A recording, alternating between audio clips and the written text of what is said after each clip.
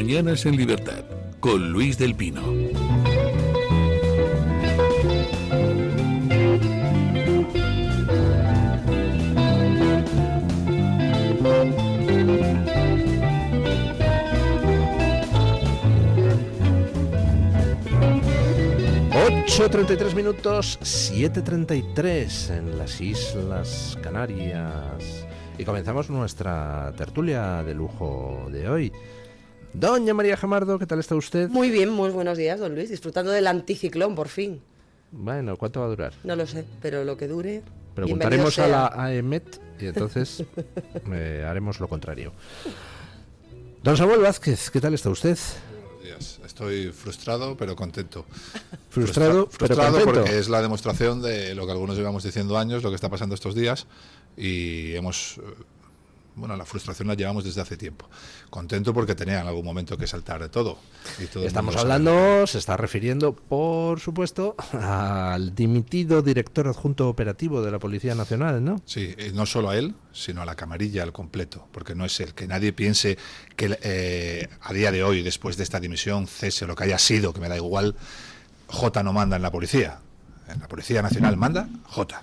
Toda la camarilla y todos los puestos de responsabilidad que hay en la toma de decisiones, en los órganos más influyentes dentro de la policía, están ocupados por puestos, por policías que él puso, él y el director general Pardo Piquera. Siguen mandando en toda la policía, en toda la estructura. Hace muchísimos años, hablando con un comisario de policía, me dijo algo que se me quedó grabado. Dice, es que vosotros los periodistas y los políticos tendéis a analizar las cosas políticamente, y entonces pensáis, policías del PSOE, policías del PP, policías de derechas, policías de izquierda. Dice, olvídate, eso no funciona así. En la policía lo que hay es cuerdas, es decir, tú eres de la cuerda de Pardo Piqueras, pongamos, tú eres de la cuerda de Villarejo, tú eres de la cuerda de...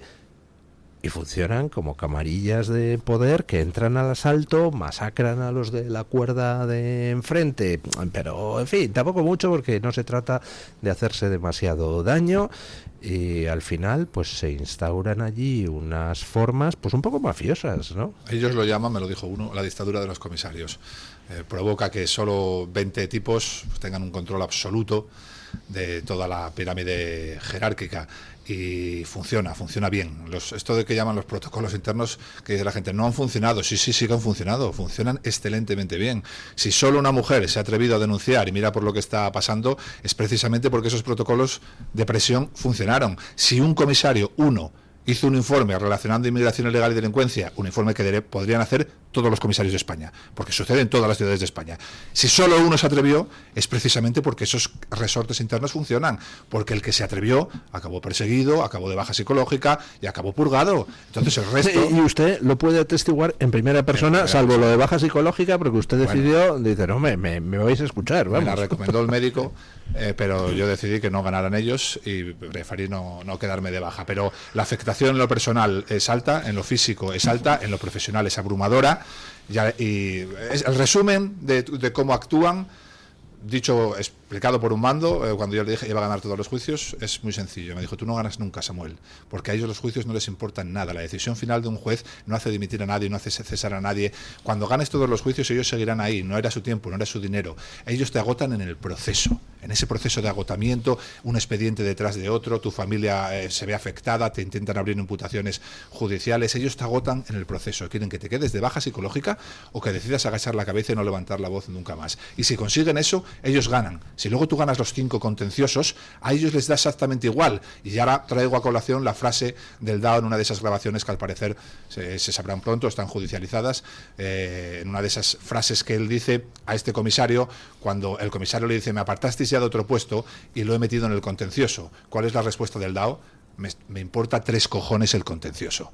¿A qué se va a hacer lo que yo diga? Porque yo estoy por encima incluso de los jueces. Eso era la tónica habitual en la camarilla. Eso era lo habitual. Y no es solo uno, son unos cuantos. Y ojalá caigan todos uno detrás de otro, por el bien, primero de los ciudadanos, y segundo de todos los que hemos llevado con orgullo un uniforme y una placa. ¿Por qué salta ahora el tema?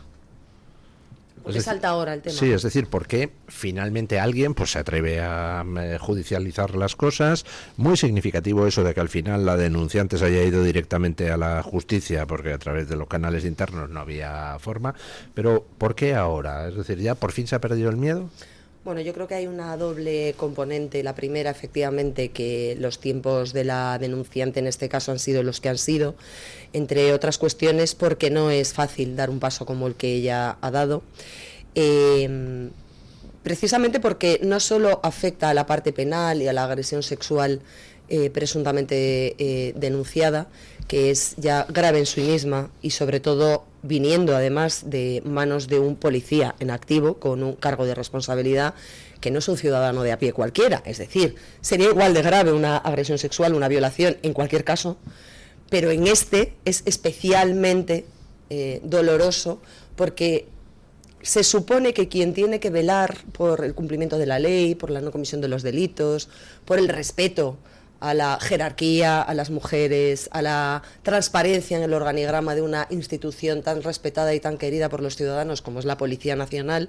Y aquí quiero hacer, y abro un paréntesis, una separata entre los hombres y mujeres que forman parte de ese cuerpo que nos cuida y nos protege y quienes mandan, lo mismo que pasó en la Fiscalía.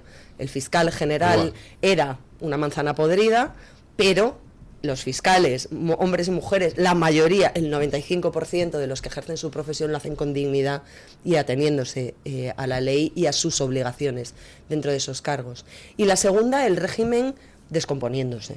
Yo creo que es parte de una pieza más de este puzzle de descomposición institucional en la que se está viendo y se quiere además dejar en evidencia cómo todo lo que está tocado por el régimen socialista de Pedro Sánchez se deshace, se desprestigia, se ensucia, se vulgariza. Y esta es una más. Era conocido desde hace tiempo que había efectivamente una especie de estructura parapolicial dentro de la propia policía, en la que una serie de comisarios principales, con mando en plaza, que toman las decisiones, que lideran los grupos y las jefaturas correspondientes, pues actuaban por su cuenta y riesgo en algunos aspectos, y lo hacían no para el interés general, no para el mejor bienestar de los ciudadanos y no con la intención de hacer mejor su trabajo, sino de cumplir con las consignas del poder y de su propio beneficio personal y de su propio interés personal. Y es bastante frustrante, como decía mi compañero al principio, y sobre todo bastante decepcionante ver que hay gente que llega a puestos de poder que se presuponen ejemplares y para los que teóricamente tienes que contar con una catadura personal y moral, además de profesional, impecable, y resulta que no estaban en la cúpula los mejores. Si me permite solo, la decadencia de la que habla María es fundamental a la hora de marcar los tiempos, porque esto es una cuestión de tiempos. ¿Por qué? Totalmente. ¿Por qué ahora surge esta denuncia? Primero, cuanto más cerca esté el fin de un régimen, y este ya se ve cerca, menos miedo tienes a denunciar, porque los tipos que te acosan van a dejar de ser poderosos en muy poco tiempo.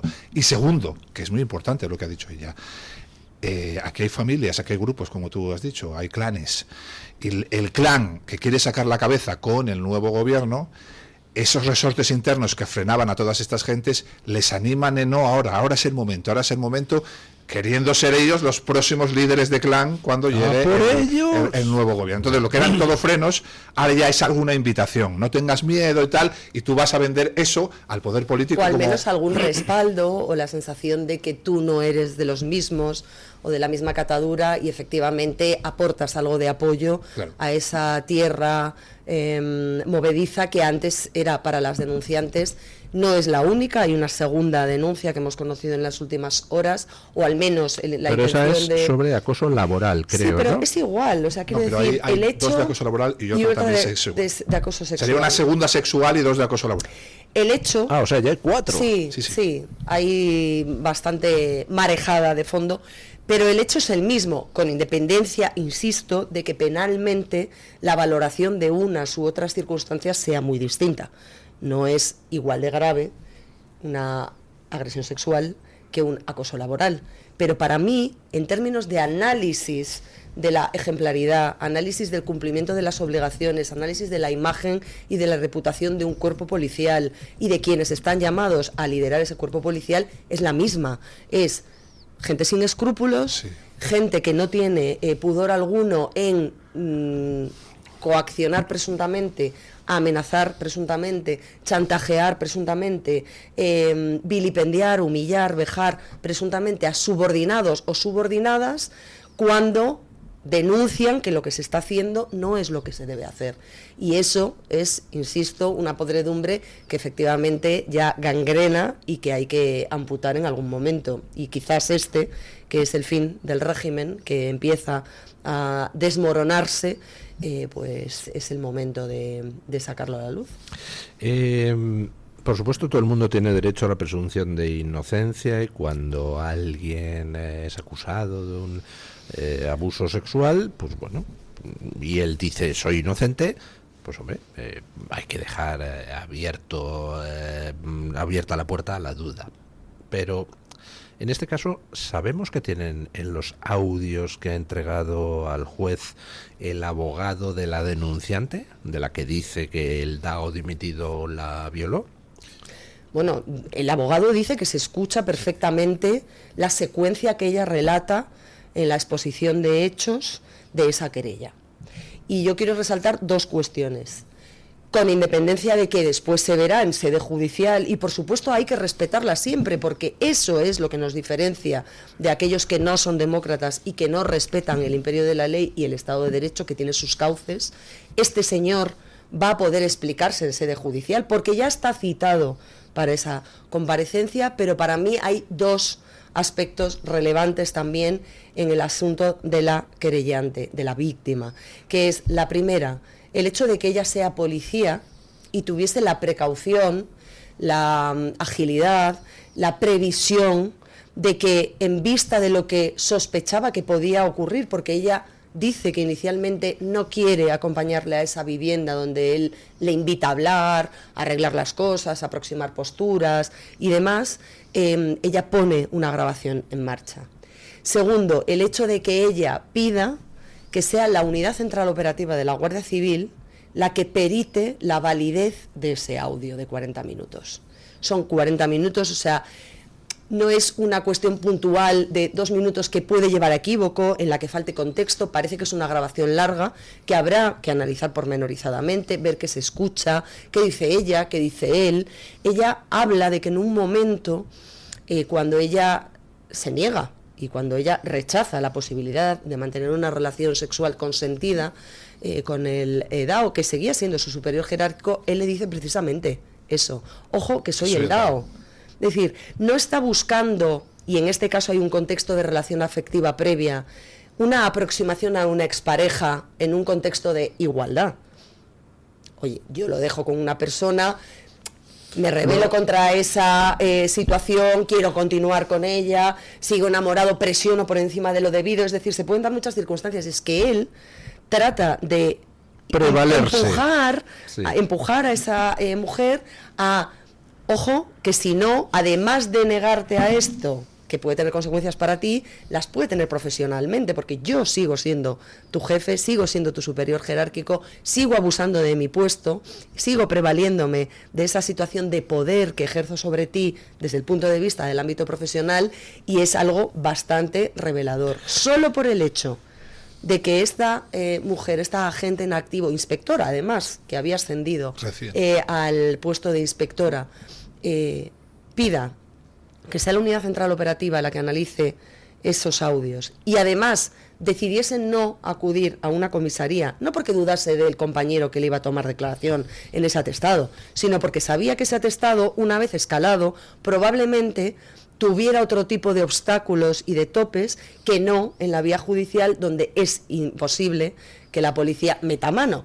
Y cuando hablamos de la policía, hablamos de esa cúpula policial que tiene muchos tentáculos y que por lo tanto podía haber silenciado, como ya lo intentó, según la propia querella, anteriormente a que se presentase. Es decir, vamos a eso. El tema, esta mujer denuncia lo que está pasando y entonces internamente se para todo, se corta todo tipo de posibilidad de actuar, no se ponen en marcha los protocolos necesarios, etcétera, etcétera, etcétera.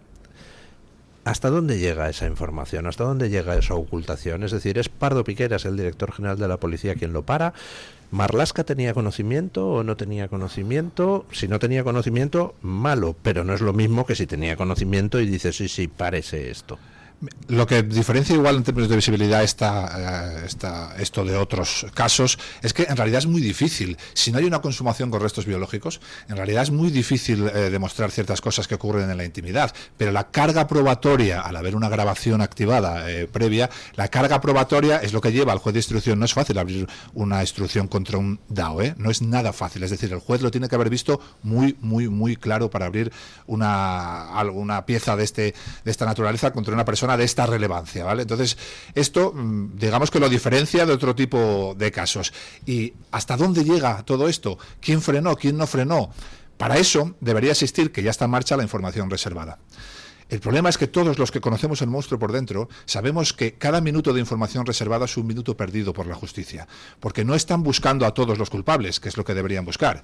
Están buscando cómo tapar a los implicados y cuántos se pueden salvar de esta a base de excusas, a base de pues posibles justificaciones de los unos con los otros, y si hay uno o dos, que va a ser imposible, caerán ese uno o dos, porque conocemos el monstruo por dentro. Y al final, como todo, será muy difícil llegar a determinar quién supo qué en qué momento. Ahora hay informaciones de prensa que dicen que Pardo Piqueras lo conocía desde hace meses. Yo lo he visto eso publicado en prensa porque se lo comunicó en el debate. Lo contamos en el debate. Vale, que se lo comunicó 7 meses antes. En Galicia, un mando policial. Antes del verano, y de hecho hay un textual que firma mi compañero Alejandro Entrambas Aguas, y hago solo esa postilla, en el que le dice precisamente el director general a otro mando policial: vamos a ver si tenemos un verano tranquilo. Es decir, antes del verano. Se sabía. No la querella, porque esto es importante. Están intentando jugar con el asunto de la querella. Ya, la querella la saben cuando la publica la prensa, claro, porque es admitida judicialmente. Claro. Nadie sabía de la querella porque precisamente se trataba de preservar esa acción judicial para que nadie pudiera impedirla. Pero el hecho no es la querella en sí misma. El hecho es lo anterior a la querella. ¿Quién conocía dentro de la policía que esta mujer había sufrido ese episodio? ¿Quién había participado presuntamente para encubrir al agresor o al presunto agresor dentro de su círculo más próximo, ofreciéndole, segundo Cese, que es su mano derecha, a la presunta víctima que pudiera irse a un puesto de los denominados de interés general o de los más apetecibles, algún ascenso, algún destino, es decir, los muy bien remunerados para comprar su silencio, cosa que me parece todavía más grave, tratándose de policías. En lugar de denunciar a tu compañero, le ayudas a presionar a la víctima para que no salga a la luz. Al final es el conglomerado del que hablamos. Si el director general lo sabía, solo tenemos dos opciones con Marlaska, dos. Una, la habitual, la de siempre, en un cuerpo jerarquizado, que inmediatamente, y ante la gravedad de los hechos, se lo comunicara a Fernando Grande Marlaska. Eso es lo que pasa siempre. Vamos a pensarnos que no, la segunda opción, que se lo ocultó a su propio ministro, se lo ocultó al director general de la policía. Pero si esto es así, el ministro debió cesar en el mismo día que lo supo a Francisco Pardo Piqueras, y eso no ha ocurrido todavía. No ha ocurrido todavía que el director general de la policía no haya salido a contestar ni una sola pregunta en una rueda de prensa, probablemente porque no tenga respuestas. Cuando le pregunten cuándo lo supo usted, cuándo se lo comunicó al ministro, no pueda responder. Y otra cosa más, dentro de este ámbito de actuación, lo que sí sabemos, como ha dicho María, es que se le ofrecieron varios destinos, lo que implicaría a más miembros de la camarilla, porque no puedes ofrecer una embajada, claro, y al parecer se lo ofreció, sin contar con otros mandos policiales. Con un soporte, claro. Pero y aquí cuidadito, porque esto también hay que saberlo. La unidad que da o quita las embajadas es... yo creo que con el gabinete la única, hay 2 o 3 solo, que no depende del DAO, depende directamente del director general de la policía. Es una unidad que no va al DAO en el organigrama, sino que va directamente y que además exige visto bueno del Ministerio de Asuntos Exteriores. Claro, también, que implica otro ministerio todavía más. Entonces, al final, ¿cuánta gente hay implicada aquí? Luego, otra cosa que también se pasa por alto es que esta mujer era su inspectora. ascendió justo en el momento de los hechos. Estaba en una comisaría de lo que se llama inspectora adjunta, haciendo como el último año de prácticas, vamos a decirlo así, ¿no? Una comisaría, y entonces pide destino en Madrid. En Madrid hay cientos de destinos. Totalmente. Cientos. Y ella pide 100, me parece, una cosa así. ¿Y dónde acaba? Acaba en Miguel Ángel 5, en el mismo edificio en el que trabaja él. ¿Cuánta gente hay implicada ahí? ¿Cómo se acaba ahí? De todos los destinos, ¿cómo se acaba ahí? ¿Cuánta gente hay implicada en esa decisión? Y segundo, ¿dónde estaba la unidad de asuntos internos? ¿Al mando de quién está la unidad de asuntos internos? Un año entero. ¿Dónde estaban? Porque mandaban gente con cámaras a mis charlas. Y a mí me quitaron el arma, la pistola y me suspendieron de empleo y sueldo por un tuit. Por un tuit. Entonces, ¿dónde estaba la unidad de asuntos internos y en manos de quién está la unidad de asuntos internos? Y ya para acabar. Esto ya como una cosa... Como la guinda del pastel. Ya como la guinda. Miren ustedes. El Cuerpo Nacional, la Policía Nacional tiene una serie de unidades creadas al albur de la ideología de género, con una serie de mandos policiales que han ascendido al albur de esa ideología de género, defendiendo unos postulados de la ideología de género que nos hacen, abro comillas, pioneros en ideología de género dentro del cuerpo de la Policía Nacional, que tienen una serie de protocolos y estrategias que hacen que la protección de la mujer sea excelsa. ¿Dónde están? Todos esos mandos que me dieron, sobre todo comisarias, al albur de esto, ¿dónde están? Un año entero. ¿Dónde están los resortes, los medios, las estrategias, los protocolos? ¿Dónde están? Que salgan a dar una rueda de prensa. ¿Cómo podemos decir como cuerpo que estamos capacitados para proteger a las mujeres españolas si no pudimos proteger a una de las nuestras? Con todo el dinero que se ha gastado en esas áreas, los protocolos, las estrategias, los mandos y mandas, por hablar como hablan ellos, y mandas ascendidas al albur de esto, ¿dónde estaban? ¿Dónde están esos protocolos? ¿Fallaron todos? Absolutamente todos. Mire, si usted trajera aquí a alguien del PP, le diría una cosa: nosotros vamos a cambiar los protocolos. Yo le digo, nosotros no vamos a cambiar los protocolos, vamos a eliminarlos. El único protocolo cuando hay una violación es un juez de instrucción. Y aquí se está demostrando que cuando llega el juez de instrucción es cuando empiezan a rodar cabezas. Si no, este tipo seguiría del director adjunto operativo. El único protocolo es un juez de instrucción y que el juez declare, secreta la causa y que tome las medidas pertinentes. Esto de crear estados paralelos no sirve para proteger a la mujer, sirve para controlarla. Con Salazar en el PSOE, con Errejón en Podemos y con el Lao en la Policía Nacional. Dos cosillas. Uno, parece que los problemas de este hombre en el ámbito sexual venían de lejos, porque se ha publicado, no sé si será cierto, supongo que si se ha publicado y no se ha desmentido, es cierto, que ya tuvo problemas en Valladolid porque se tiró de pipa en un burdel y entonces pues al final interviene el comisario amigo de Zapatero, Segundo Martínez, para que no le cayera ningún puro administrativo y no le significara o más que administrativo y pues bueno, no se viera afectada su carrera. ¿Sabemos si eso es así? ¿Había más episodios? Es decir, ¿lo de este hombre era algo habitual? ¿O? Mire, don Luis, la Policía Nacional, aunque la gente cree que es una cosa muy grande, somos una familia. ¿Por qué? Porque como nos movemos tantos de puestos de destino, siempre se conoce todo el mundo. Es decir, si tú me das ahora mismo el nombre de un Policía Nacional de La Rioja, aunque yo no le conozca personalmente, cojo este móvil y en media hora te digo quién es, dónde ha estado y todo. Porque compartimos grupos de WhatsApp de cuando has estado en San Blas o en Barcelona o en el otro lado, nos movemos mucho y somos una gran familia. Yo he oído al ministro y al director general de la Policía decir: pregunten a la policía que este tipo es indiscutido e indiscutible. Se lo dijo Marlaska en sede parlamentaria. ¿Pero con quién hablas tú? ¿Pero con quién hablas tú, ministro? Si en 7 años no has ido una sola vez al Consejo de Policía a escuchar a los policías. Bueno, fuiste una porque se declaró el conflicto colectivo y por ley tienes que ir. 7 años, no tuvo ni una hora para escuchar policías. ¿Con quién habla este tipo? Si tú quieres una referencia sobre J, cualquier persona como yo, que tiene acceso a miles de policías, mandas un WhatsApp a Valladolid y te cuentan todas las peripecias, hombre. Es imposible que el ministro no supiera las peripecias, o el director general. Pero si te lo cuenta cualquier tipo de Valladolid. Y el episodio del que hablas, superaba lo administrativo, claramente. Superaba lo administrativo. Probablemente hubiera supuesto el fin de la carrera profesional. Pero, si tienes un tipo que te dice: te voy a sacar de esta, pero cuidadín, que cuando llegue el momento de la verdad, voy a intentar luchar para que tú seas el DAO. Recuerda siempre que me debes una. Recuerda siempre que me debes una. Y yo trabajo para estos, para un clan específico dentro de la política con un par de nombres, 2 nombres. O sea que recuerda que cuando yo te promocione para DAO, yo te saqué de esta. Y aquí no solo podía haber acabado tu carrera profesional, podía haber llegado al ámbito penal. Y entonces ese tipo está cogido ya por los... Para los restos. Para los restos, pero con una llamada a Valladolid. Esto lo sabía todo el mundo, hombre. Una última pregunta y ya dejamos este tema, vamos a la pausa publicitaria y hablamos de lo de la noticia sobre las pruebas escamoteadas en el accidente de Adamuz. Una última pregunta, porque me llamó mucho la atención lo que publicó anteayer, ya no recuerdo si era Voz Populi, si era The Objective, si era El Español, si era El Confidencial, de que Koldo, no, era El Español, Koldo, creo, se reunía periódicamente con el asesor del director general de la policía, Pardo Piqueras. Despachaban semanalmente, lo cual me sorprendió la noticia porque indica que Koldo, que era hombre de Sánchez, puenteaba semanalmente a Marlaska para hablar con el director general de la policía. Entonces, ¿cuál es exactamente el papel de Marlaska? Pero incluso las reuniones creo que siguieron, según lo publicado, después de detenido Koldo. Sí. La gravedad ya... Mire, yo le voy a decir lo que le dijimos a Marlaska desde una policía para el siglo XXI la primera semana que le nombraron en el cargo.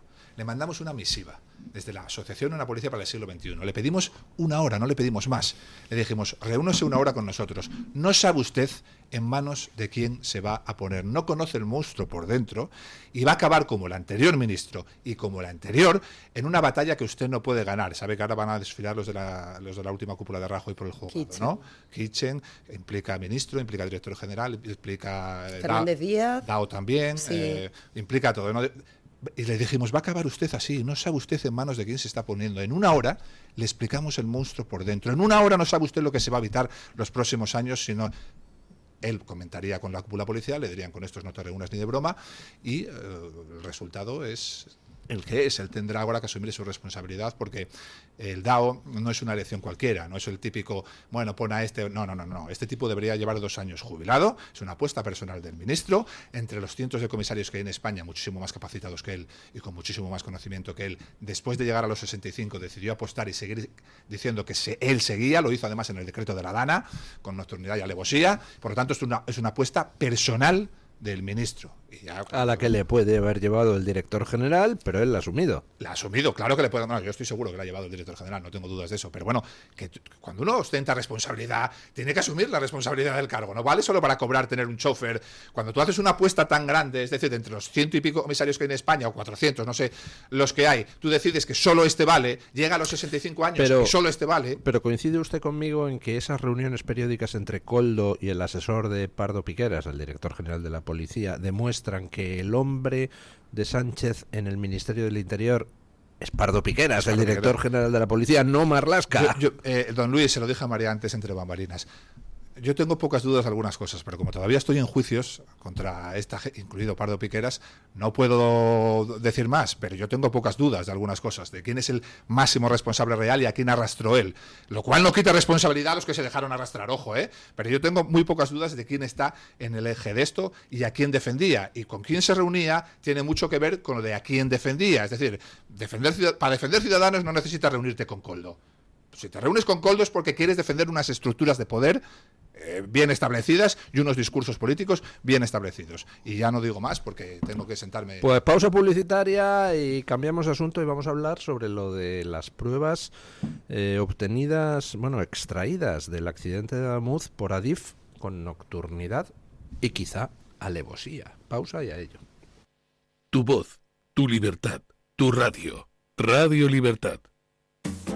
Para comer como un chef hay que elegir como un chef. Por eso yo siempre elijo la mejor calidad. Sabores gourmet, con altos porcentajes de carne, productos naturales sin aditivos y de origen 100% nacional. Yo elijo El Pozo 1954. ¿Y tú? El Pozo, uno más de la familia. Luis del Pino, Alba Vila, Javier Horcajo y José Javier Esparza son Radio Libertad. El DHA Omega 3 es clave en el funcionamiento normal del cerebro, la visión y el corazón. Si te preocupa el deterioro asociado a la edad, debes tomar DHA. El DHA de Mederi Nutrición tiene certificación IFOS, máximo estándar de pureza y calidad. Busca DHA Pure NPD1 o visita ahora mederinutrición.com. Estos goles, el clásico de la radio deportiva, en sintonía exclusiva de Radio Libertad, ya estamos aquí. Ya sabes que la noche solamente es para líderes. Y por la noche también en la radio contamos el deporte. Y yo sabía que Luis Aragonés ya había firmado. Este es el clásico de la radio deportiva todos los días de lunes a viernes. Yo estoy aquí muy a gusto en el Villarreal. Ya sabes que estamos en todas las redes. En Twitter, en YouTube, en iVoox y en la aplicación Radio Libertad, que nos escuchas en todo el mundo. Para subir a primera todo ha sido pico y pala, pico y pala. Estamos en la medianoche a partir de las 12. De 12 hasta la 1. De lunes a viernes. ¿Qué más puede pedir? Goles, simplemente periodismo de etiqueta. Si sufres de artrosis de manos, los guantes de Relax Quantic Nanotech, con su masaje, vibración y calor, mejorarán tu calidad de vida. Eficacia demostrada en ensayo clínico. Recuerda, si tienes artrosis de manos, guantes Quantic Nanotech. Y para las personas que lo tienen localizado en la rodilla, la rodillera de Mejorando tu Vida, que utiliza ondas de radiofrecuencia. Os cambiará la vida, al igual que el cinturón para aliviar el dolor de la zona dorsal y lumbar, gracias a una combinación de láser dual, infrarrojos, calor local y masaje por vibración. Recuerda, llámanos al 900-730-122 y si llamas ahora, solo para los oyentes de Radio Libertad, gratis un tensiómetro que habla. 900-730-122.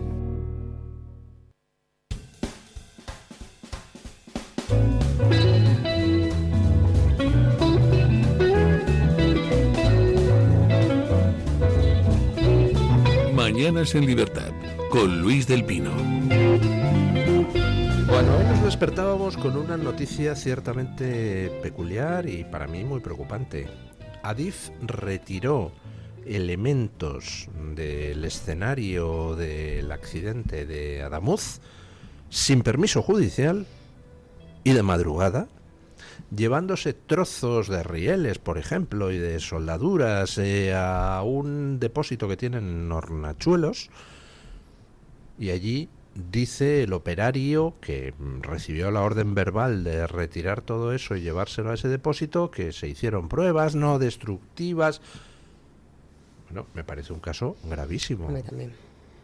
O sea, ¿cuál es exactamente la razón de que Adif se llevara de madrugada, sin autorización judicial, trozos de un escenario de un accidente mortal con 46 víctimas? ¿Qué se pretendía?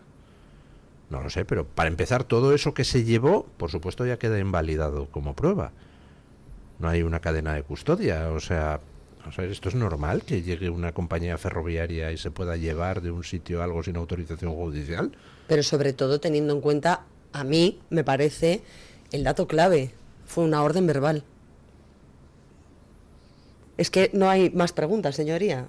Cuando tú das una orden por escrito, motivada, solicitando además, la Guardia Civil advirtió, en un oficio de la Guardia Civil es donde se refleja esta presunta irregularidad, dijo, oiga, que usted para mover cualquier cosa del escenario precintado de un accidente que se está investigando todavía, tiene que solicitar autorización judicial.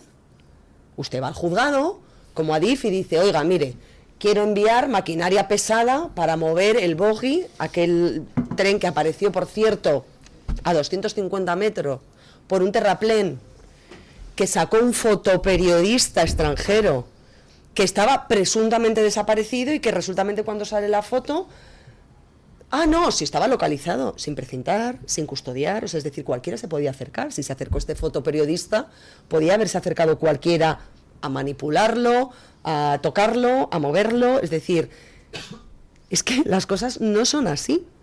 Entonces, el hecho de que la Guardia Civil en un oficio reflejase esto ya es sintomático. El hecho de que quien movió o retiró esos elementos diga que recibió la orden verbal de hacerlo, también es bastante sintomático. Y el hecho de que el juzgado dijera, ¿qué están haciendo ustedes? Hagan el favor de devolver todo, pues también es bastante concluyente. Pero desde luego es muy desesperante, una vez más, que haya quien toma decisiones desde una institución directamente implicada en ese accidente, que todavía está bajo sospecha y por ver y determinarse qué responsabilidades va a tener Adif en todo este asunto, que actúe por cuenta y riesgo, motu propio, para hacer cosas que no son de vidas. Sí, es que es alucinante. Es que cualquier escenario susceptible de ser un escenario criminal, bien sea, puede ser por incompetencia, pero que también hay por habilidad delictiva, pero también puede ser por sabotaje, puede ser por terrorismo, de momento hay 2 trenes que se han salido y hay muertos. Entonces, cualquier escenario susceptible de una investigación criminal, oye, que te lo enseñan el primer día de academia. Tú llegas allí, no ver, no tocar. No ver, no tocar. Usted acordona y espera a la autoridad judicial.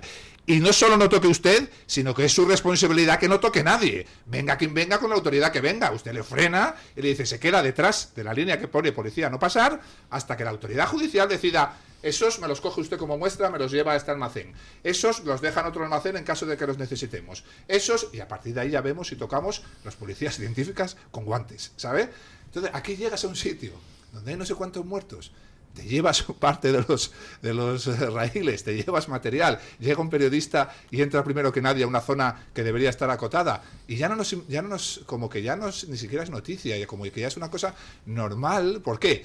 Pues porque como ha habido tantos escándalos y tantas cosas raras, hay la frase esta que se ha incrustado en el imaginario de muchos españoles, esa frase que dice que desde el 11M todo es 11M, algo así, creo que es la frase, ¿no? Sí. Entonces, que al final tú dices, nos la están armando otra vez. Si es que es a lo que tienden a pensar la gente, por lo que viven en el día a día, nos lo están armando otra vez.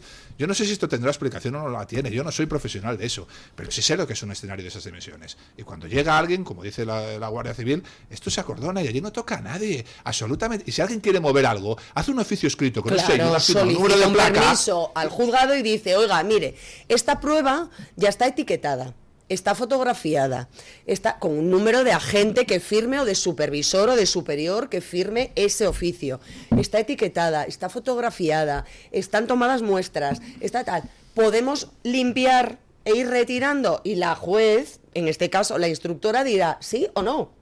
Claro. Pero tiene que esperarse. Es decir, los cauces, cuando está judicializado, son los que son.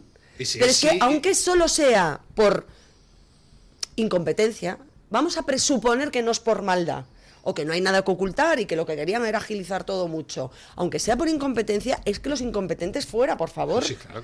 Es que hay 47 víctimas mortales. Claro. Es que hay unas familias que quieren saber lo que ha ocurrido, y es que esto lanza una sombra de sospecha y de suciedad y de opacidad en las cosas que están pasando cuando nadie mira, porque además me dices, no, fue a plena luz del día, oye, a las 10 de la mañana llegó allí un señor y, oye, porque tenía la autorización o porque estaba seguro de lo que estaba haciendo, empezó a retirar piezas. 1 o 20 señores, la cuadrilla que fuera. Pero es que encima se hace de noche.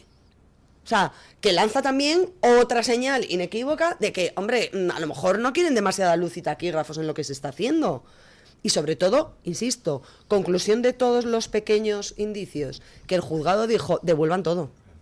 Pero claro, ¿hasta qué punto esa devolución se hace sin haber manipulado nada? No, pero eso ¿Quién acredita que no se ha manipulado? Ya no hay cadena de custodia. Claro. Al sitio donde lo lleves tiene que haber un policía en la puerta 24/7. Y cuando hay un relevado, cambia la hoja de relevo, su número de placa por otro número de placa. Y que si nadie entra, y si entra alguien, que entre con otra autorización, claro, para decir, oiga, mire, yo soy de la pericial, de la Policía Nacional, de la Guardia Civil, de ADIF técnico, de la Comisión Independiente de Accidentes Ferroviarios, CIAF, vengo a...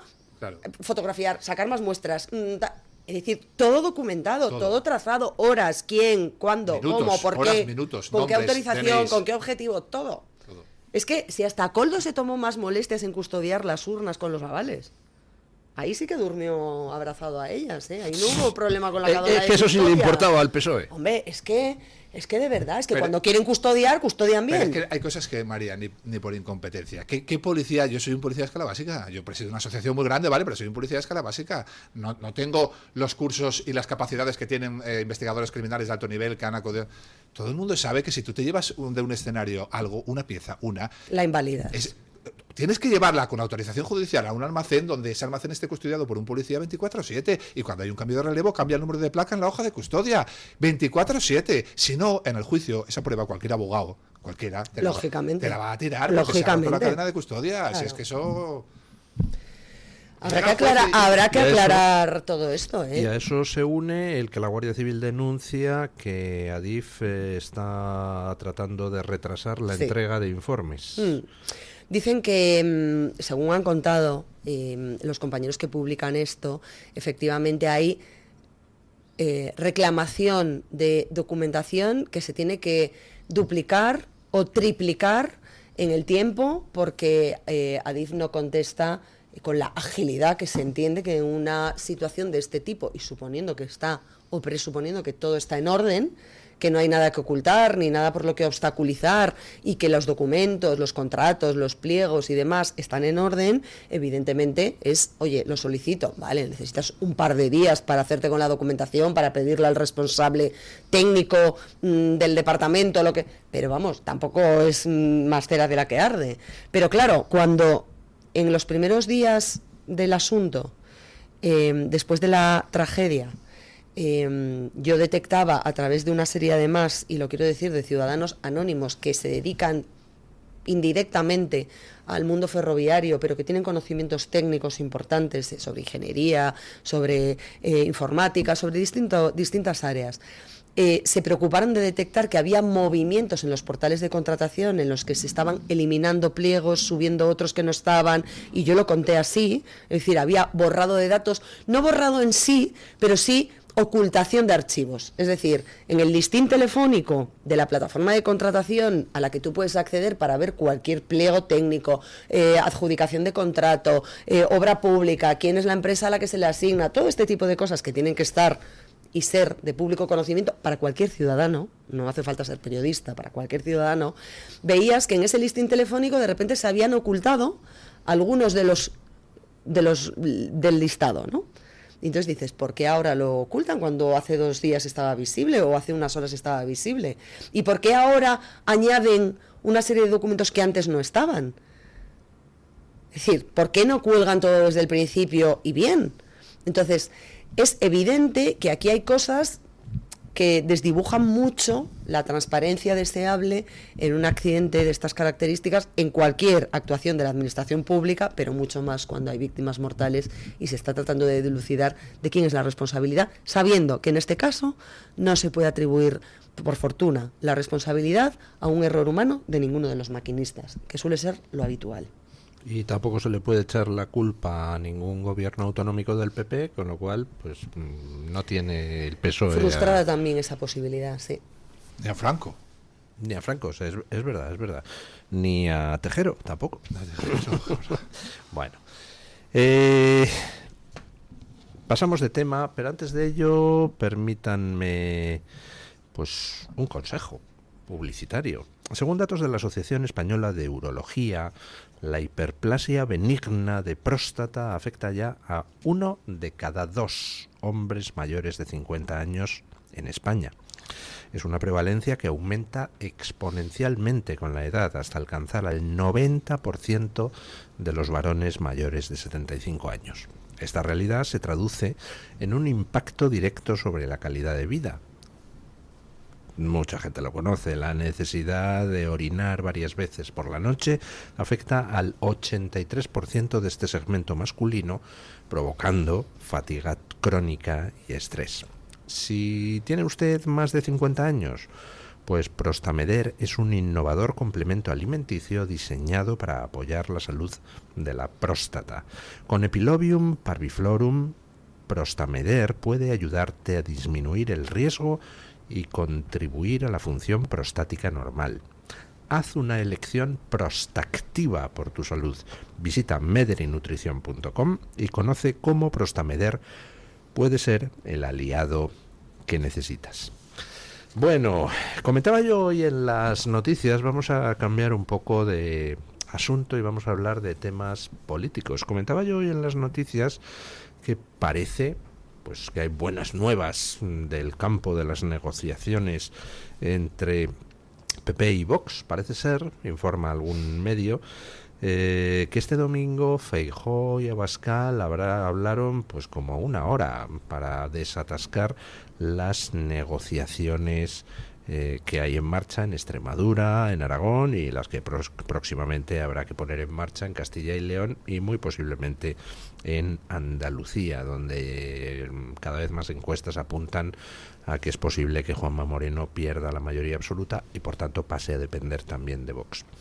Y yo decía, no sé si estará de acuerdo doña María Jamardo conmigo, que en realidad la presión de Vox en el tema de las negociaciones pues le va a venir estupendamente a nivel interno a Alberto Núñez Feijóo. Cada vez estoy más convencido de que el mejor aliado de Feijóo en estos momentos es Vox, y el mejor aliado de Vox en estos momentos es Feijóo, porque le está obligando todo ese lío que hay con distintas sensibilidades del PP en 200.000 sitios, le está obligando a Feijóo a mojarse, a implicarse, pero a su vez eso implica que Feijóo, si toma las riendas de las negociaciones, pues entonces adquiere más mando en plaza del que tiene, porque a veces, ya saben ustedes que eso de los varones territoriales pues les da por tratar de ir a su bola, y eso va en detrimento de lo que es la dirección centralizada. Hay un hecho que creo que no puede escapar a nadie, ni a Vox ni al Partido Popular, en lo que queda de legislatura y en lo que resta de pactos, que van a ser muchos, electorales, post-elecciones o comicios autonómicos.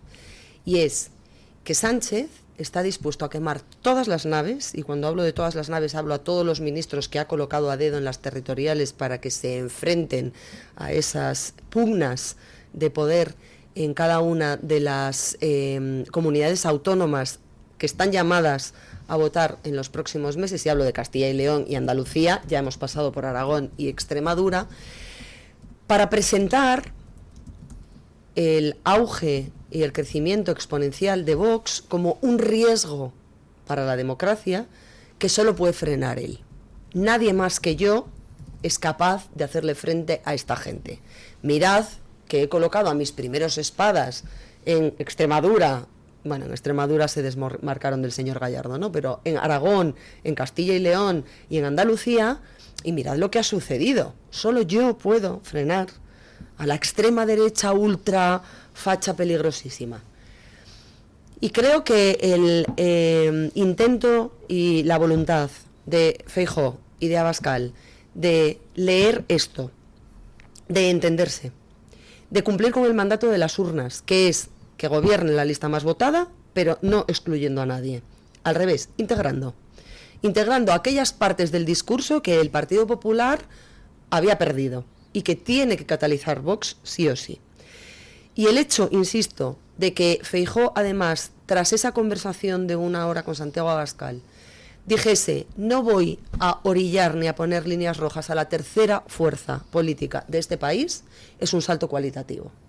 Y me parece muy importante, porque hasta ahora había habido una presión mediática, política, partidista, de la izquierda y de la extrema izquierda, porque ya todo es extrema izquierda, hasta el PSOE es extrema izquierda en este momento, contra la posibilidad de que PP y Vox se entendiesen, que Feijóo de alguna manera embridaba, bueno, con paños calientes, que si sí, que si no, que si, que si, ¿cómo me viene? No, sin complejos. Y yo creo que esto es muy relevante de cara al discurso de unas generales. Vamos a gobernar, los españoles quieren que gobernemos los territorios y la nación, y tenemos que entendernos. Y creo que es el camino que tienen que seguir ambos.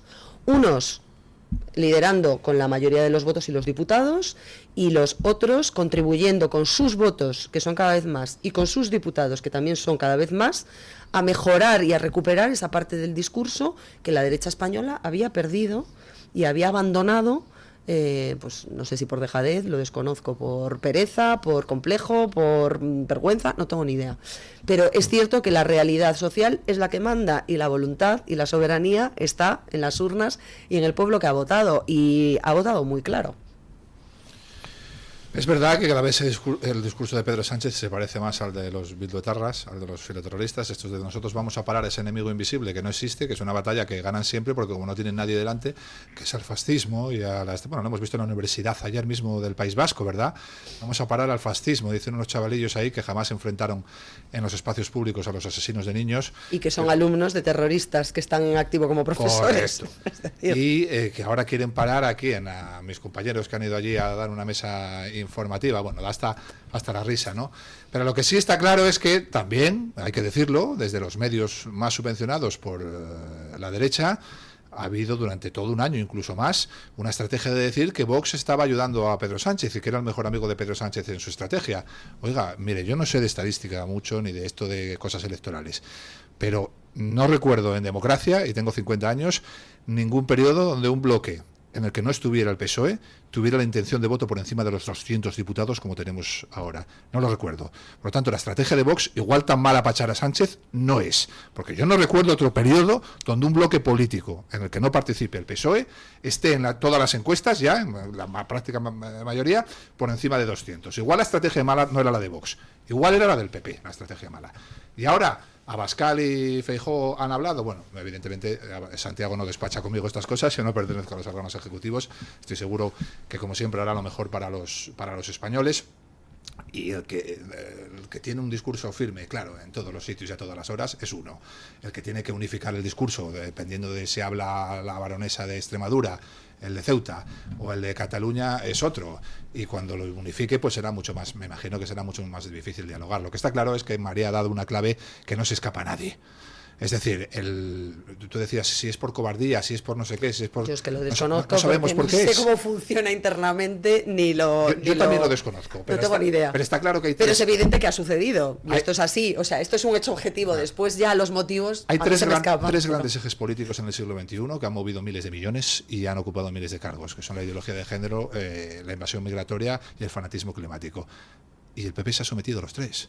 Y ha ido de la mano los tres. No hay ayuntamiento del PP que no tenga su concejalía de medio ambiente, ideología de género. Se ha sometido a los tres. Entonces, para jugar a perder, oiga, mire, yo no salgo a un campo de batalla sabiendo que voy a perder. Yo salgo a ganar la batalla. Punto. Y si se cambia la mentalidad, pues será mucho más fácil llegar a un acuerdo. Yo creo que también es el momento, ¿no? Creo que ha llegado un punto en el que la sociedad se ha dado cuenta, necesitaba ese tiempo para darse cuenta, porque el mensaje del mainstream es muy potente. Muy potente. Y entonces cuando a ti te están todo el día criminalizando porque no reciclas, te obsesionas con no reciclar. Es que mis hijos me preguntaban, ¿no reciclas? No voy a reciclar. Ya está, fin, usted no voy a reciclar, no. Es que te van a multar. Bueno, cuando me multen me lo pensaré. O cuando me incentiven. Porque a lo mejor no es todo prohibición, castigo, a lo mejor es incentivar. Oiga, pues si usted recicla, usted va a tener un descuento en la tasa de basuras anual de su ayuntamiento, por ejemplo, ¿no? En el impuesto de las basuras. O puede ser incentivar. Pero yo es que me niego objetivamente a que a mí me criminalicen como si fuera la que está acabando con la salud del planeta y la que está contribuyendo al deshielo de los polos y a la capa de ozono, cuando tenemos a China liderando con el 80% de emisiones de CO2 a nivel mundial. O sea, el 80% es China. Y el resto, el 20%. El resto, todos los demás países, el 20%. Luego a España le toca un 0,000. Y dentro de España a mí me toca un 0,000. O sea, es decir, no soy nadie. Entonces, bien, me parece muy bien no contaminar, respetar el medio ambiente. Por supuesto, quiero dejarle un mundo mejor a mis hijos, pero, hombre, esa obsesión de criminalizar a la gente, no reciclas, hereje. O sea, es que de verdad es una presión innecesaria. Al final llega el niño a casa y dice, mamá, por tu culpa se ha muerto un oso polar en Canadá. Es que de verdad, o sea, es una cosa loquísima. Y como esto ha pasado con el tema de la violencia de género, que es un problema que existe y hay mujeres que mueren por violencia de género, pero maltratado. Pero hay muchos hombres que están padeciendo de manera inversa y perversa el asunto de la violencia de género. Perversa. Por cierto, y aquí abro paréntesis, cualquiera en la situación del DAO hubiera pasado 72 horas en el calabozo. Fin. Con lo cual, también vamos a preguntarnos cosas. Porque cualquier hombre que reciba una llamada a la policía de este señor me está agrediendo a la 1 de la mañana en mi casa, me siento amenazada, tengo miedo, ese señor se va 72 horas al calabozo. Y con esa carga probatoria se le había retirado el arma. Entonces, quiero decir con esto que es verdad que hay una serie de problemas, pero que estos problemas se han magnificado y que se han magnificado con una serie de intereses políticos que responden a una serie de intereses de lobbies, que a su vez responden a una serie de intereses económicos que nada tienen que ver con que a todos nos vaya mejor o peor. Pues, chico, todos sabemos que hay que ir al monte y cuidar el medio ambiente. Pero, hombre, cuando te están mandando ese mensaje y en su contrario te están mandando el no se pueden limpiar acequias, no se puede limpiar el monte, no puedes llevar a pastar a zonas no puedes recoger una piña, ojo, delincuente, que estás cogiendo una piña del monte. Es decir, o sea, es que hemos llegado a unos extremos que la gente ya ha dicho, bueno, es que Pero vamos a lo que reaccionar. íbamos, porque nos estamos yendo por las ramas. Yo creo que ha señalado usted algo perfectamente cierto. Ha habido una presión social muy bien financiada, muy bien impulsada políticamente en favor de esos 3 ejes que don Samuel describía: el tema de la estafa climática, el tema de la estafa de género y el asunto de la invasión migratoria descontrolada. Todo eso se ha financiado con dineros de cooperación exterior, ha fluido el dinero de un país a otro, toda una serie de golfos viviendo de eso y machacando a todo aquel que se opusiera a ese tipo de mandangas. Y el PP, no solo el PP español, el PP europeo se ha sumado a todo eso y de hecho sigue gobernando con el Partido Socialista en Europa. Y claro, todo eso al final ha hecho que surja una contestación social cada vez más fuerte, y estamos viendo cómo poco a poco dentro del Partido Popular Europeo empiezan a limarse ciertas actitudes, empiezan a romper la disciplina de voto y votan con los grupos a su derecha en determinadas cosas, por ejemplo en lo de Mercosur, y aquí en España estamos viendo cómo el PP empieza a recoger velas en algunos temas. Y yo creo pues que eso es muy positivo. Es decir, hay votantes de Vox que dicen, no, es que el PP no es de fiar. Vamos, el PP ha hecho muchísimas cosas mal y yo en la vida le voy a votar, pero el PP es recuperable. El PP está lleno de mucha buena gente que simplemente ha estado abducida por una serie de personajes, pues, en fin, muy siniestros. González Pons, por ejemplo. Hay muchos otros ejemplos, pero dentro del PP, por cada González Pons, hay 100 que no lo son. Y todo eso es recuperable. El PSOE no. El PSOE es una máquina criminal, es una organización por y para el delito.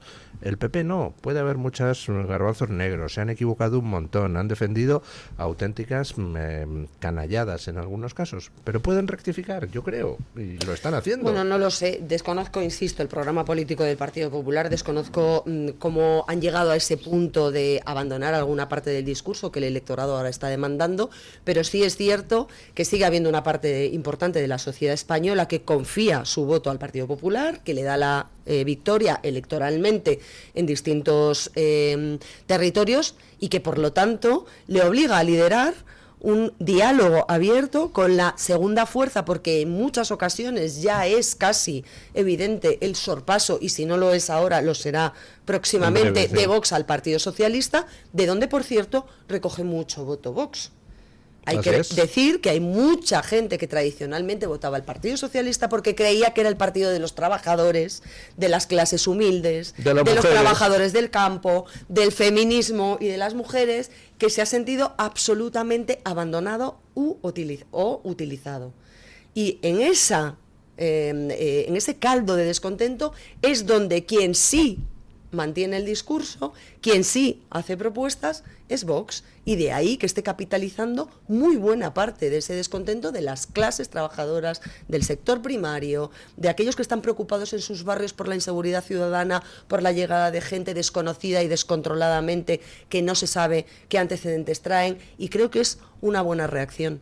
Creo que hay un bloque, además, evidente. Ahora estamos en política de bloques y es evidente que el bloque de la derecha es el que está llamado a gobernar en los próximos años, territorialmente y casi con toda tal seguridad. Ha mencionado usted el sorpaso. Como dato curioso, desde noviembre hasta ahora, febrero, la distancia entre Vox y el PSOE se va reduciendo a razón de 1 punto por mes. Quiere decir que dentro de 6 meses Vox está por delante en las encuestas. Bueno, ya ha habido ejemplos, ¿no? O sea, yo ya creo que en Badajoz, creo recordar, los resultados fueron mejor los de Vox que los del Partido Socialista, siendo en la además cuarta parte de los ayuntamientos aragoneses ya se ha producido el sorpaso, y en Castilla y León vamos a ver lo que pasa en algunas provincias o incluso en el general, ¿no? Yo como anécdota solo, hay algunas conferencias mías, no voy a decir nombres, a las que vienen concejales del PP escondiditos, pero luego me saludan y me dicen que están de acuerdo con todo. Qué malvado. Pausa publicitaria y seguimos. Tu voz, tu libertad, tu radio. Radio Libertad. Para comer como un chef hay que elegir como un chef. Por eso yo siempre elijo la mejor calidad. Sabores gourmet, con altos porcentajes de carne, productos naturales sin aditivos y de origen 100% nacional. Yo elijo el Pozo 1954. ¿Y tú? El Pozo, uno más de la familia. Muchas enfermedades somáticas del tracto digestivo, epidérmicas, de la columna vertebral, endocrinas, coronarias, tienen su origen en desequilibrios provocados por el moving, el estrés y problemas vivenciales, que se podrían paliar o evitar cuando sin prejuicios ni estigmas se acudiera con toda naturalidad al psiquiatra. Es un consejo del Hospital Psiquiátrico San Francisco de Asís y la Comunidad Terapéutica San Antonio de Málaga. Escúchanos y no te pierdas nada. Síguenos en redes sociales y entérate antes que nadie de nuestros contenidos, entrevistas y momentos destacados. Búscanos como Radio Libertad en todas las plataformas y únete a nuestra comunidad. Conéctate y vive la libertad en tu radio. ¿Quiere anunciarse en la radio y no sabe por dónde empezar? En Radio Libertad le brindamos la oportunidad de promocionar su negocio en una emisora comprometida con la libertad de expresión. Aproveche nuestras ofertas exclusivas para nuevos clientes. Además, si aún no tiene su anuncio preparado, no se preocupe, nosotros lo creamos por usted. Contáctenos hoy mismo a través de publicidad@radiolibertad.es o llámenos al 91 732 4895. No lo piense más, anúnciese en Radio Libertad. La libertad en tu radio. Encuéntranos en iVoox, Spotify, Amazon Music y Apple Podcasts. Radio Libertad, a un clic de distancia. La doctora Iradier, especialista del Instituto de Microcirugía Ocular, IMO, Grupo Miranza en Madrid, utiliza el tratamiento más eficaz para la enfermedad del ojo seco con la nueva tecnología de luz pulsada óptima IPL. Con centenares de pacientes tratados y excelentes resultados, la doctora Iradier es referente en España de esta innovación oftalmológica. Doctora Iradier en IMO, Grupo Miranza. Teléfono 910-783-783. Calle Valle de Pinares Llanos 3, Mirasierra, Madrid.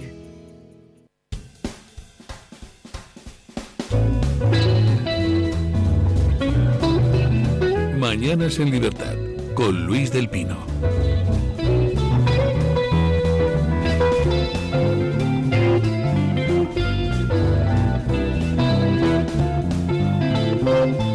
Bueno, aprovechando que tenemos aquí a don Samuel, que es buen conocedor de esas cosas, y a doña María Jamardo, que también es buena conocedora de todo lo referido a la actualidad judicial, vamos con un tema, pues que como todo en este gobierno, cuando tiene que hacer públicas cifras, incluso ya manipuladas, pues que son terribles, elige un viernes para hacerlo, para que a ver si así en el fin de semana se diluye un poco el impacto, pero como ya nos lo conocemos, pues entonces nos hacemos eco de las cifras al empezar la semana siguiente.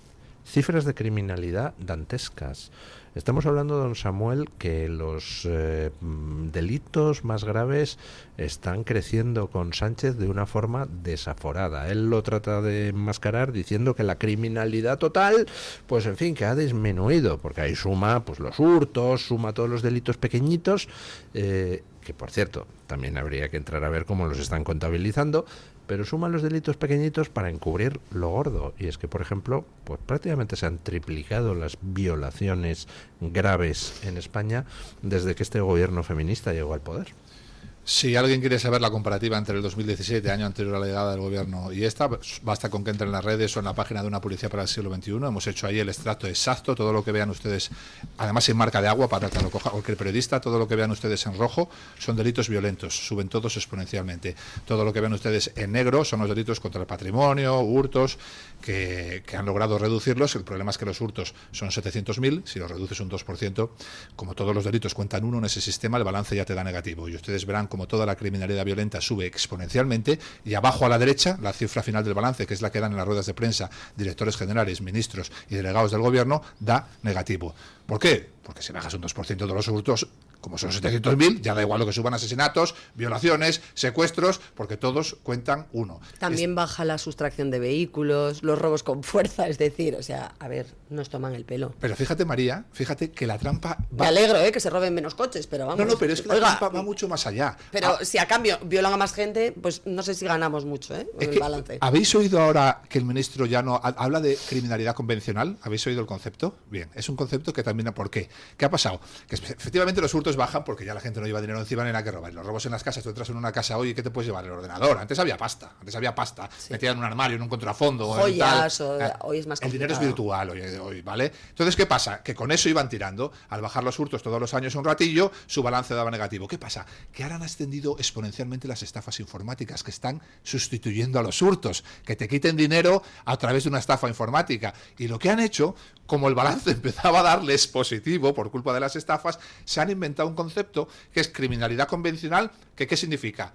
Todos los delitos, excepto las estafas informáticas, para que les dé otra vez negativo. Son unos sinvergüenzas. Y el delegado del Gobierno de la Comunidad de Madrid, diciendo que estamos en mínimos históricos, eres un sinvergüenza. Detrás de esa frase hay niñas violadas, hay chavales pasados a machete. Eres un sinvergüenza. Toda la criminalidad violenta la tienes en rojo desde el año anterior a la llegada de este Gobierno. Exponencialmente en algunos casos, como las agresiones sexuales a mujeres. Y sales a una rueda de prensa a decir que estamos en mínimos históricos. Ningún periodo de gobierno de ningún presidente del gobierno, ni de izquierdas ni de derechas, en toda la democracia desde la muerte de Franco, había vivido en tantos por ciento los aumentos exponenciales de agresiones sexuales, homicidios, sumado tentativa y consumado, y delincuencia violenta, que ninguno. Solo tienes que ir atrás y mirar.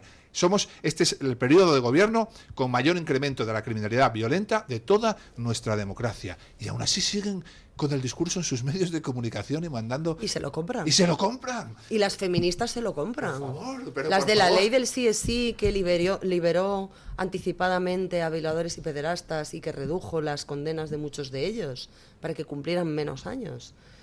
Es que la situación es... y luego hablamos de los fenómenos de reacción de la gente, pero es que no pisan la calle. No saben de lo que están hablando. O sea, valoran las cifras como si las cifras fuesen meros números, y detrás de los números hay historias reales. Y hay hechos concretos que motivan esa estadística. Y cuando tú pones una serie de números y tratas de maquillarlos, ya recurriendo a los eufemismos que tanto le gustan a la izquierda, ya lo de criminalidad convencional, me quedo muerta.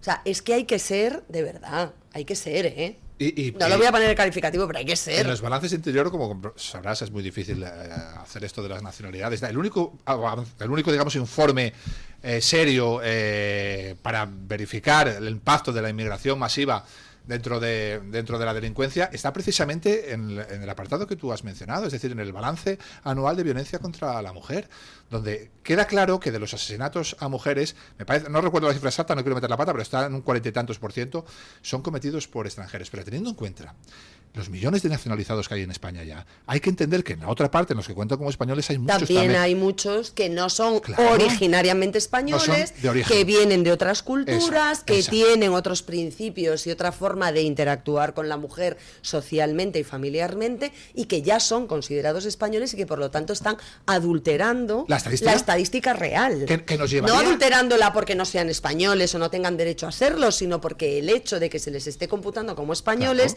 parece que son españoles de origen, nacidos en España, de padres españoles, de 5 generaciones, de 5 apellidos españoles, que deberían hacer la película. 5 apellidos españoles, ¿no? Y si 8 apellidos españoles. Si asumes eso como una realidad palpable, tienes que asumir que probablemente el número de mujeres asesinadas a manos de extranjeros de origen extranjero esté por encima del 50%, cuando estamos hablando de un perfil que es solo masculino, es decir, estamos hablando de varón, de varón extranjero. Un 7, un 8% de la población comete más del 50% de ese tipo delictivo. Entonces, ¿qué me vendes feminismo? ¿Qué me vendes para la invasión migratoria y evitar las cosas? Claro, y luego otra cuestión, estamos viendo que una de las pioneras, una de las comunidades autónomas que apostó por esa llegada de inmigrantes, que ahora vemos que además han colapsado las comisarías, los puntos de atención para la regularización esta masiva que promete el gobierno y demás, que son los pakistaníes, que es Cataluña. Cataluña tiene a 5 de las ciudades más peligrosas, donde más delincuencia se comete y donde ha crecido exponencialmente. 5 son catalanas en ese ranking. Y resulta que tienes a los Mossos de Escuadra cobrando más que la Guardia Civil y la Policía Nacional. Pero oiga, no se preocupe, porque este cuerpo policial lo que interesaba es que no llevase la banderita de España en el uniforme, que sea la policía nuestra. Oiga, y están cobrando más y tienen muchísima más delincuencia. De verdad, es que de verdad. Y Sánchez diciendo, no sobra nadie, necesitamos a toda la gente que quiera venir. No, lo que necesitamos es a policías y a guardias civiles que controlen el despropósito en el que nos habéis metido, que cobren lo que tienen que cobrar por hacer su trabajo, que están infrapagados, que tengan el material que necesitan para hacer su trabajo, que se lo tienen que comprar ellos porque si no les quedan pequeños los chalecos, por ejemplo, entre otras cosas, y de verdad, y que dejéis de pontificar desde las tribunas políticas cuando no tocáis Torre Pacheco, Alcalá de Henares y como estos otros sitios donde día a día la gente tiene que convivir con realidades que no quedan ocultas en esas cifras, que son su día a día. Cataluña y el País Vasco son dos experimentos sociológicos de élites políticas y económicas que están saliendo como están saliendo y están pagando todos los ciudadanos, pero es verdad que esas élites políticas y económicas también tienen el control absoluto del relato a través de controlar las universidades, de controlar las televisiones públicas, de controlar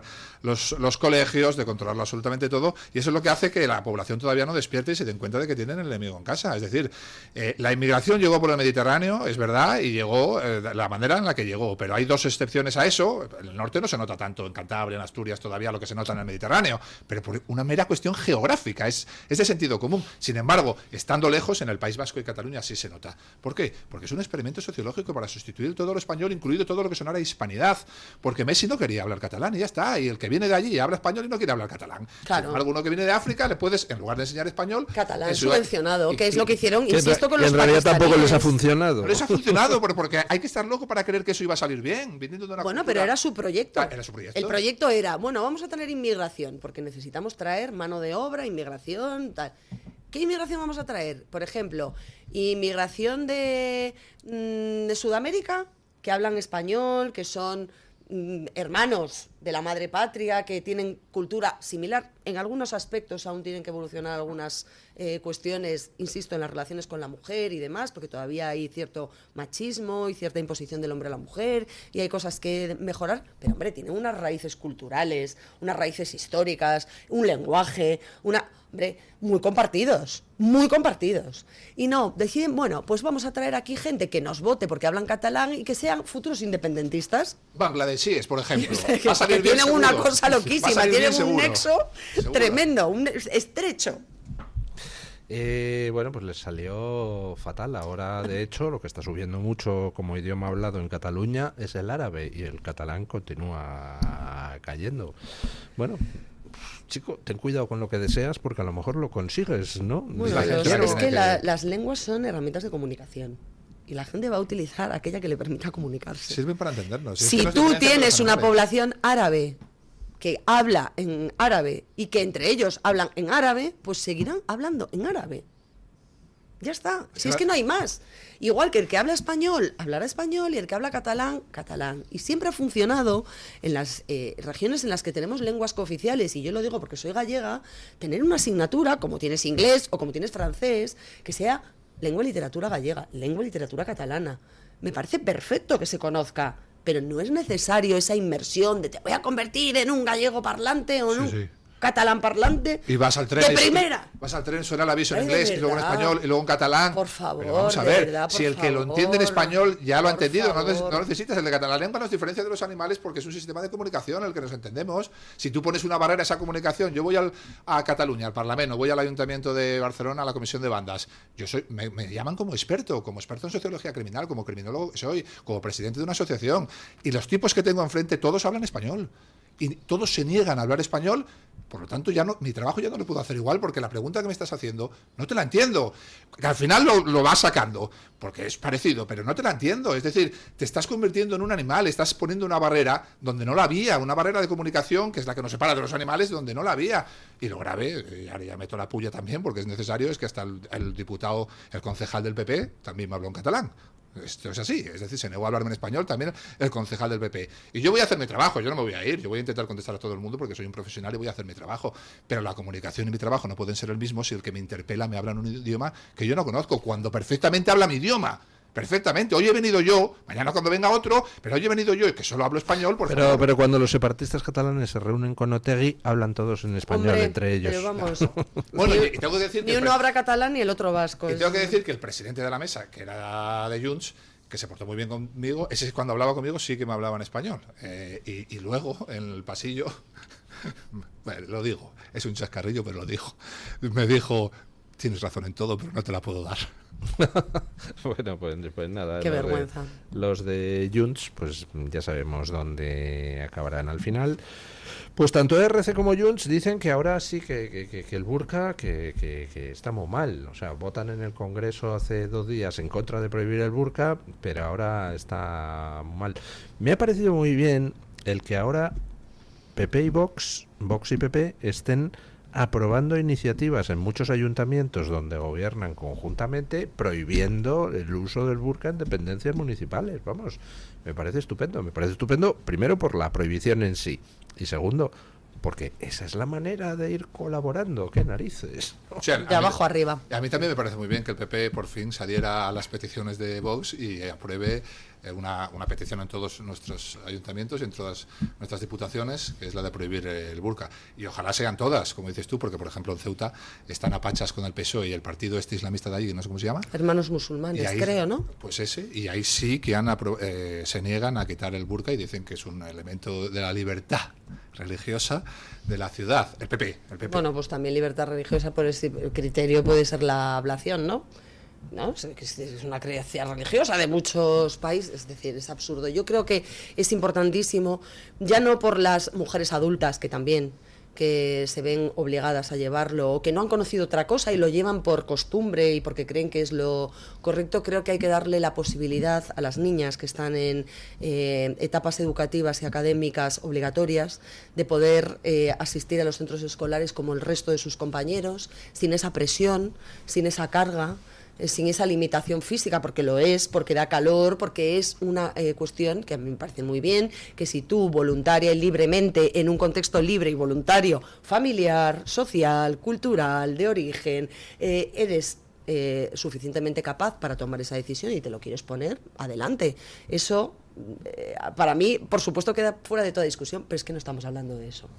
No estamos hablando de mujeres libres, no estamos hablando de mujeres que hayan podido elegir otra cosa, no estamos hablando de mujeres que no tengan o que no sufran represalias, o aunque solo sea apartheid o críticas, ¿no?, de su comunidad o de aquellos que las rodean en su día a día por no usarlo, que no se vean señaladas por el hecho de no hacerlo. Si pudieran hacerlo sin ser señaladas, y hay unas que lo eligen y otras que no, entonces estaríamos hablando de libertad, pero no es el caso. Hay algunas activistas que han huido precisamente de eso y que cuentan...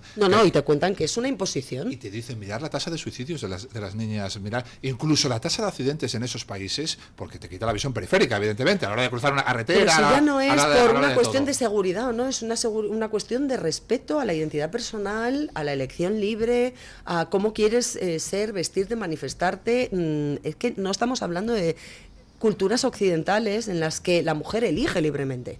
Si yo mañana me quiero poner un cuerno en la cabeza, lo haré pues porque me ha dado la idea pero lo hago en una libertad. A mí nadie me presiona, a mí nadie me obliga, me da igual que me juzguen o no. O sea, tienes la capacidad para hacerlo con ese criterio, pero es que no estamos hablando de eso. Y cuando desde pequeña te inculcan simplemente el hecho de que el cuerpo del hombre y el de la mujer son distintos, pero no distintos fisiológicamente, que es una evidencia, sino distintos para mal, porque el de la mujer hay que esconderlo y el del hombre no, ya es un consentimiento viciado. Si tú te pones un pañuelo, un chador, un hijab, un burka, me da igual el grado, ya es un consentimiento viciado.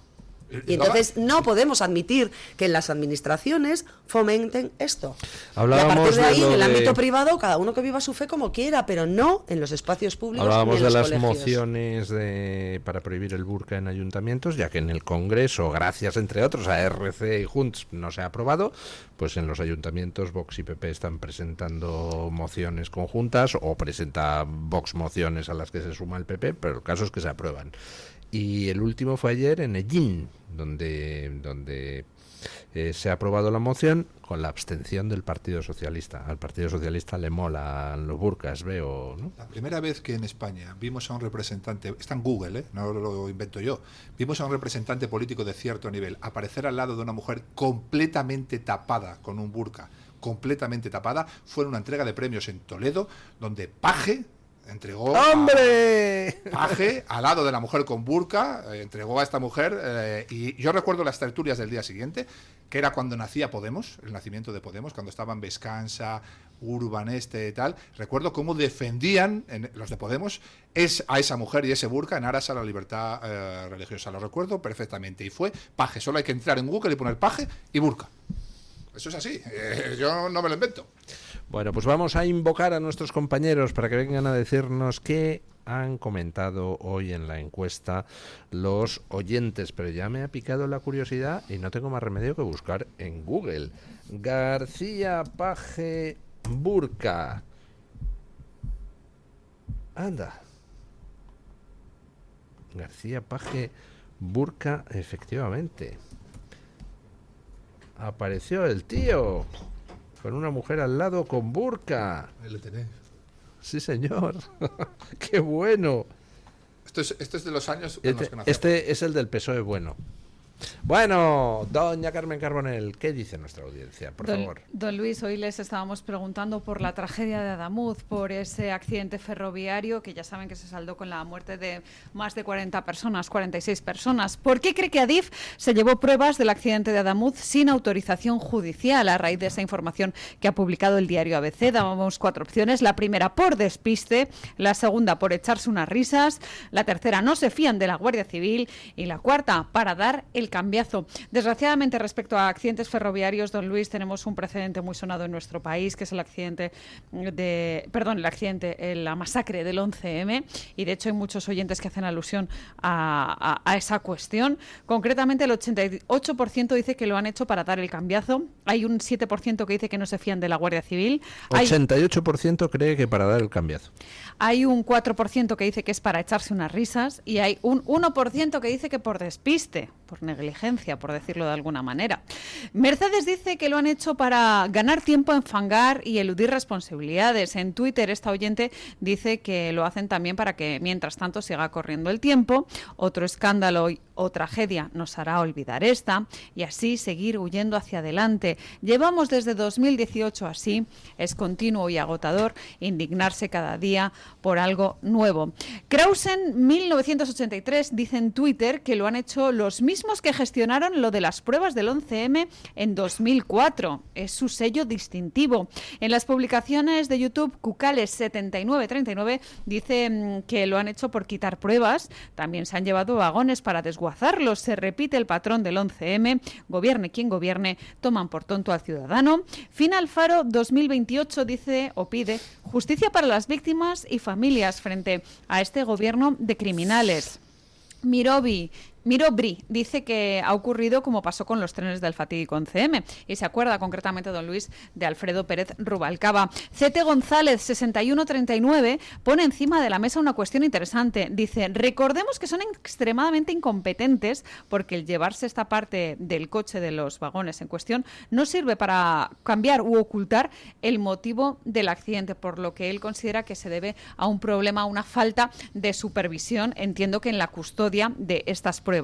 Y terminamos con un par de comentarios del chat de YouTube, o 3 en concreto. Javier Carrasco Muñoz, 6553, se pregunta, ¿por qué la juez de turno no investiga a los escamoteadores delictivos de las pruebas?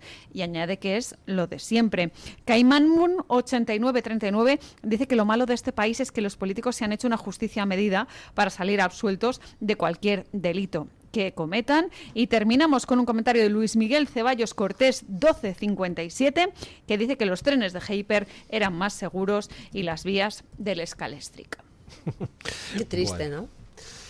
Pues sí, pero no sé, como hemos normalizado todo, pues hemos normalizado, por ejemplo, que el mayor atentado terrorista de nuestra historia, el 11M, se desguazaran en cuestión de 2 semanas todos los vagones sin orden judicial.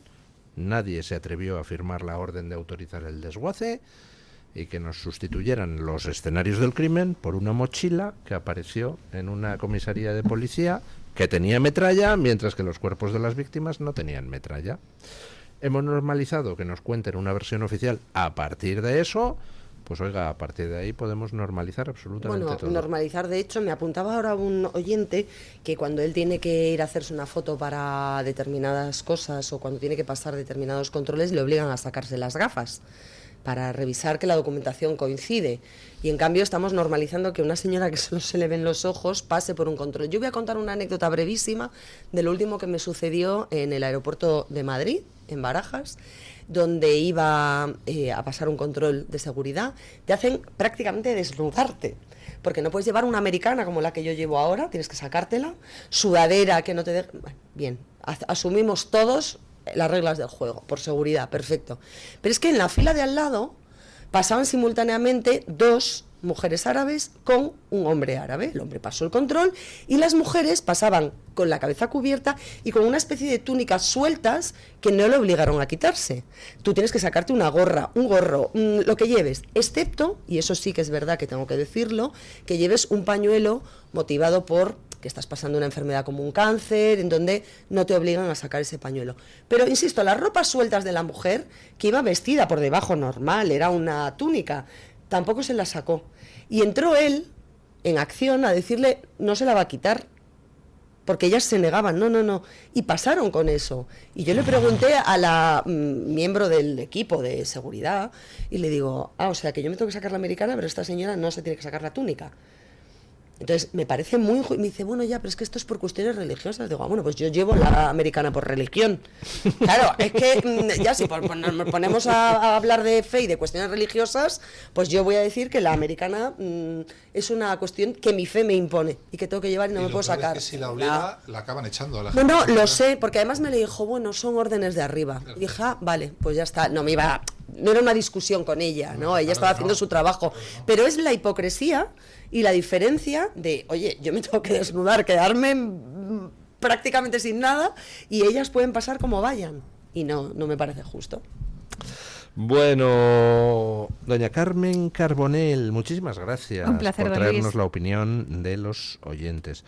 Muchísimas gracias, doña María Muchas Jamardo. gracias, don Sigan Luis. a doña María en el debate, Eso. la mejor información sobre todo lo relativo a tema de tribunales, pero en general a tema político, o sea...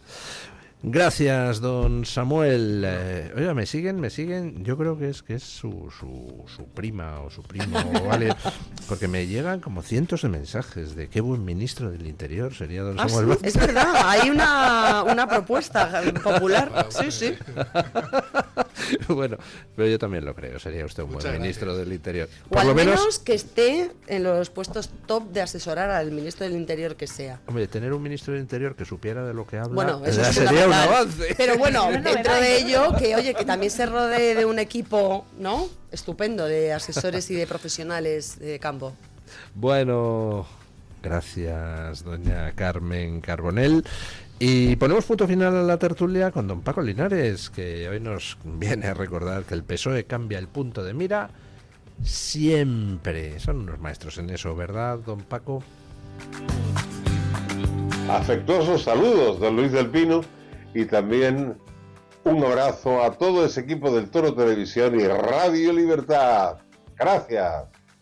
Y vamos ya al meollo de hoy, es decir, vamos a comentar por encimilla cómo las izquierdas, las extremas izquierdas asesinas, los etarras, sin ir más lejos, ayudan a cambiar desde el gobierno el punto de mira según les conviene.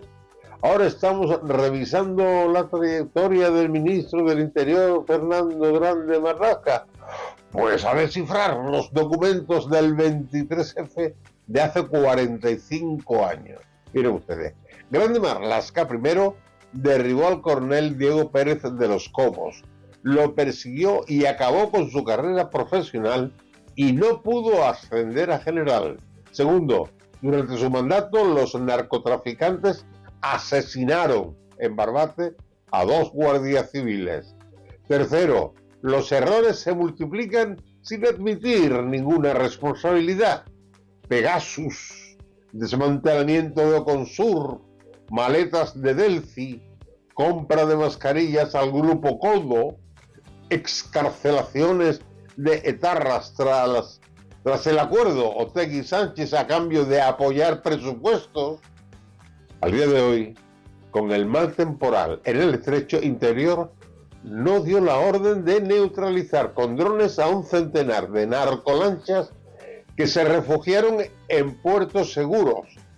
Tampoco ha multado a las gasolineras que venden gasolina a los petaqueros que las hacen llegar a alta mar para suministrar gasolina a las narcolanchas. Fernando Grande Marlaska tampoco sabía nada. Todo parecía empeorar y de pronto explosionó el escándalo sexual más vergonzoso de nuestra democracia.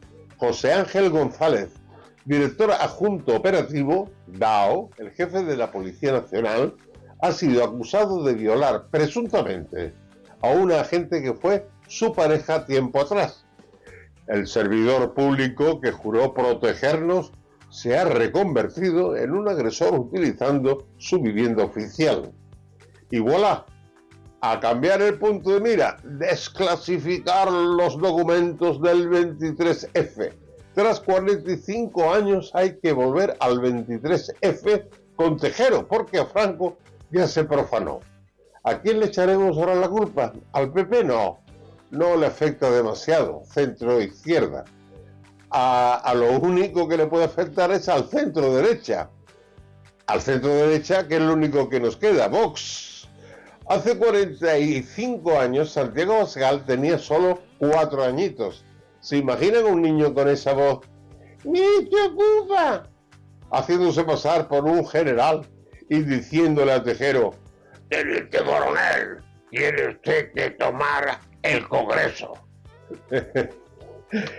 Perdón, que desclasifiquen 1000 documentos más para empezar por los del 11M. Con Tejero no hubo muertos. En el 11M hubo 192 y decenas de miles de damnificados. Ya está bien. Mañana más y mejor. Punto final.